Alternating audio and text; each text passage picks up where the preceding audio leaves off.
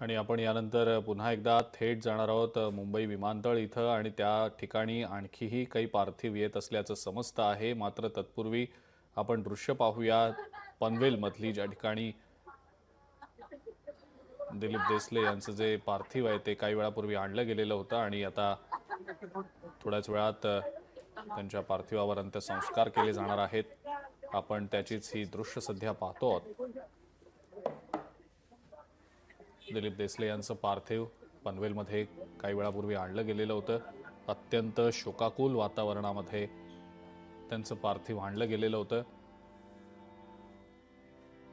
आणि आता अंत्ययात्रा निघाल्याचं आपण पाहतो आणि थोड्याच वेळात त्यांच्या पार्थिवावर अंत्यसंस्कार केले जातील।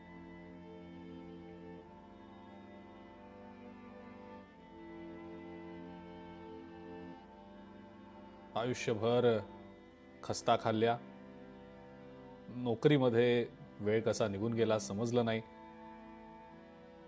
काश्मीरला जाण्याची त्यांची इच्छा होती आणि एकदा तरी आपण काश्मीरला जाऊन आलं पाहिजे असं देसले काका यांचं ठरलेलं होतं। तसं त्यांनी आपल्या मित्रांजवळ बोलून देखील दाखवलेलं होतं। मात्र त्यांचं हे काश्मीरला जाणं शेवटचं ठरलंय।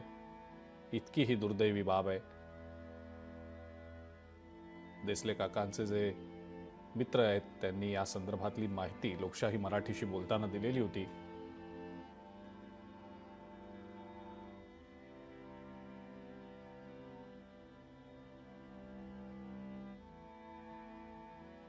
भारताचं नंदनवन म्हणून ज्याला ओळखलं जातं त्या जम्मू काश्मीरमध्ये पहलगाम इथं अत्यंत भ्याड असा दहशतवादी हल्ला करण्यात आला, ज्यात महाराष्ट्रातल्या 6 पर्यटकांना आपला जीव गमवावा लागलाय।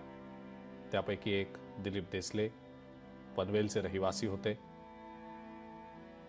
त्यांचं पार्थिव काही वेळापूर्वी त्यांच्या निवासस्थानी आणलं गेलेलं होतं आणि आता थोड्याच वेळात त्यांच्या पार्थिवावर अंत्यसंस्कार केले जाणार आहेत।